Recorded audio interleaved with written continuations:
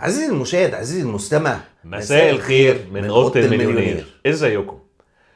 في الفترة اللي فاتت كان في ناس كتير نعرفها كانوا بيسألونا ازاي نعرف نلاقي شغل في ألمانيا، ازاي نقدر نسافر ألمانيا، ايه الفرص الموجودة، ازاي نعمل ده بشكل قانوني. فقررت انا وفريد ان احنا نعمل الحلقة دي عن التشانسن كارتا او بطاقة الفرص ونتكلم بشكل تفصيلي اكتر عن النظام الجديد اللي معمول في المانيا اللي هو تشانسن كارتا. تشانسن كارتا. تشانسن كارتا طبعا احنا عارفين ان في المانيا هنا نقص في العماله في بعض المجالات، وعشان كده المانيا عملت فيزا البحث عن عمل من كام سنه. فيزا البحث عن عمل كانت بتدي لك فيزا لمده 6 شهور، ما تقدرش تشتغل بدوام جزئي خلال ال6 شهور دول، ولازم تلاقي عمل خلال ال6 شهور بدوام كامل في مجالك. يعني لازم العقد بتاعك يبقى 40 ساعة في الأسبوع. التشانسن كارتا جت طورت وغيرت شوية في الموضوع، فبدل ما بتاخد فيزا 6 شهور بقت بتدي لك فيزا لمدة سنة. بتقدر تشتغل خلال السنة دول بدوام جزئي لمدة 20 ساعة في الأسبوع، وده بيساعدك في المصاريف. خلال السنة دي لازم تكون لقيت عمل في المجال اللي انت واخد عليه الفيزا بدوام كامل، يعني 40 ساعة في الأسبوع. الشانسن كارتا دي تخليك ماشي في طريق كده، هو الطريق الطبيعي لحد ما تاخد الجنسية الألمانية.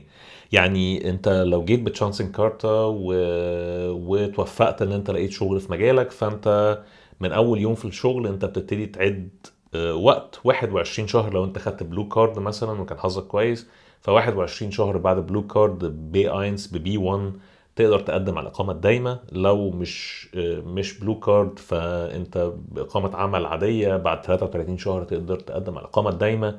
وطبعا بعد 5 سنين ممكن تقدم على الجنسية الألمانية. طبعا التشانسن كارتا زيها زي أي فيزا في الدنيا ليها متطلبات.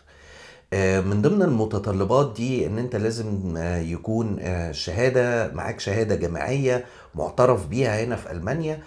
مش شرط بس شهادة جامعية، ممكن يكون معاك دبلوم، ممكن يكون معاك تدريب مهني، بس أهم حاجة إن هو يكون معترف بيه هنا في ألمانيا.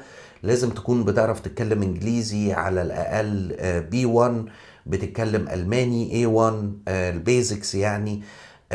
وطبعا في حاجة من اتنين، يا إما بتعمل حساب بنكي مقفول ب 12324. اه 12324 يورو. بالظبط. بلوكت اكونت يعني بلوكت اكاونت. يا اما لو انت ليك حد في المانيا يقدر يعمل لك سبونسرشيب، برضو ده حل تاني. السكة دي لو انت عندك او الشهادة بتاعتك دي معترف بيها هنا في ألمانيا.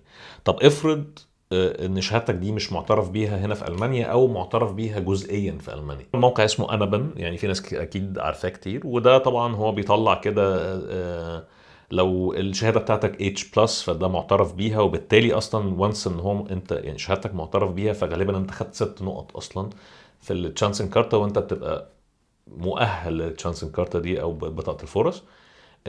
لو الشهاده بتاعتك دي طلعت اتش بلس ماينس يعني معترف بيها جزئيا، او اتش ماينس يعني مش معترف بيها، فده ليه كلام تاني هنقوله دلوقتي. لو انت بقى شهادتك مش معترف بيها، انت شهادتك معترف بيها جزئيا او مش معترف بيها، هتبتدي بقى تدخل تحسب النقط. انت ليك كام نقطه، او الكواليفيكيشنز او الكواليفيكيشنز بتاعتك دي تديك كام نقطه. فانت مثلا لو شهاده التخرج بتاعتك او اللي انت درسته ده معترف بيه جزئيا في المانيا، فانت بتاخد عليه 4 نقط على طول. طيب دول 4 نقط. اشتغلت خمس سنين، عندك خبره 5 سنين في اخر 7 سنين، فانت بتقدر تاخد 3 نقط. لو في اخر 5 سنين انت اشتغلت سنتين، يعني معاك سنتين خبره، فانت بتاخد نقطتين. ولو انت معاك لغة B2 او B2 في الألماني، فانت بتاخد 3 نقط. B1 بتاخد نقطتين. A2 بتاخد نقطة واحدة. ولو معاك انجليزي C1 او C2، وده يعني اعتقد ده عالي شوية في الايلتس، اعتقد ده 8 او حاجة زي كده، بالظبط. فده بتاخد نقطة واحدة. هو الانجليزي بيديك نقطة واحدة. المهم بتجمع النقط دي كلها على حسب بقى انت جمعت قد ايه. يعني انت مثلا شهاده معترف بيها جزئيا فهي بتاخد 4 4 نقط. نقط. اشتغلت في اخر 7 سنين 5 سنين فانت خدت 3 نقط كمان، 3 فانت نقط 7، فانت اوريدي خلاص انت خدت يعني تقدر بالظبط. تاخد يعني بطاقه الفرص دي. فتبتدي تجمع النقط دي وتشوف كمان لو انت بتقدم يعني اسره. فلو مثلا سواء انت بتقدم او انت بتقدمي، فالزوج او الزوجه برضو عندهم امكانيه ان هم يقدموا على بطاقه الفرص، يعني يقدروا يجمعوا نقط دي ويعرفوا برضو يقدموا على بطاقه الفرص دي، بالظبط يعني فبتاخد نقطه كمان. لو انت مم. اقل من 35 سنة فانت بتاخد نقطتين، ولو انت من 36 ل 45 سنة بتاخد نقطة. وكل النقط دي طبعا بتتحسب مع بعض في الاخر. اهم حاجة ان انت تكون مش اقل من 6 نقط، وده الحد الادنى. وعشان تتأكد اذا كنت انت مؤهل للتشانسن كارتا او لا، احنا هنسيب لكم اللينك بتاع الويب سايت بتاعهم في الديسكريبشن. طب يحصل ايه بقى لو انا بصيت على موقع انابن مثلا ولقيت ان الشهاده بتاعتي مش معترف بيها او مش معترف بيها خالص، يعني موجوده اتش ماينس؟ فانا بروح على موقع تاني اسمه تساب، اللي هو زد اي بي. والتساب ده انا بدفع 208 يورو، ببعت له المحتوى العلمي بتاع الدراسه بتاعتي. وهم والشهادة الجماعية والشهاده برضو. الجامعيه بالظبط، مم. وهم بيبصوا على المحتوى العلمي ده يبتدوا يحطوا ده في الداتابيز. وتبتدي بقى بعد كده تبقى هي يا معترف بيها الشهاده دي، يا اما هتبقى اتش بلس وماينس، يعني معترف بيها اعتراف جزئي. جزئي. فهو حتى لو انت لقيت الشهاده بتاعتك مش موجوده اتش ماينس، فما تقلقش، ممكن تعمل الخطوه دي، تبقى الخطوه الاول يعني عشان تاخد الاعتراف ده، وبعد كده تقدر تقدم بعد كده. طيب هو ايه ايه الشغلانات اللي فيها نقص عماله في المانيا، او اللي بيسموها البوتل نيك بروفيشنز؟ فببساطة كده هو القطاع الصحي تقريبا كله، يعني ممرضين، بدكاترة سنان، بصيادلة، مهندسين اي تي او مهندسين مدني، بالذات طرق وكباري وانفراستراكشر وحاجات من دي، ميكانيكية، سواقين اتوبيسات، عمال سباكة، عمال عمال بنا، نجارة، عمال بنا عمال عموما. بنا. ففي حاجات كتير فعلا ناقصة. بصراحة يعني خلينا نكون واقعيين. ايوه، في احتياج كبير للعمالة، بس الارقام اللي احنا بنشوفها او الارقام اللي موجودة هي الافريج بتاع المانيا كلها. ده معناه ايه؟ يعني ما تتخيلش ان انت هتيجي تلاقي شغل في برلين او فرانكفورت او ميونخ او المدن الكبيرة. غالبا هتلاقي شغل في المدن الصغيرة. فده برضو محتاج منك شوية مجهود في ان انت لازم يكون معاك الماني على الاقل بي اينز.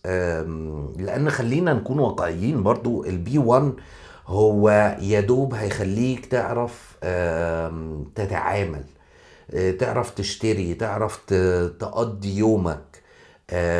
فانت على الاقل محتاج يكون معاك بي 1. يعني لازم يكون فعلا زي ما فريد قال، التوقعات تكون منطقية، يعني نوعا ما اللغة ده هو المفتاح دايما بتاع كل حاجة. لو انت الألماني بالظبط. بتاعك كويس فهتعرف تتحرك بسهولة، هتعرف تلاقي شغل بسهولة، مش هيهمك تروح تقعد فين ولا في الأول يعني على الأقل.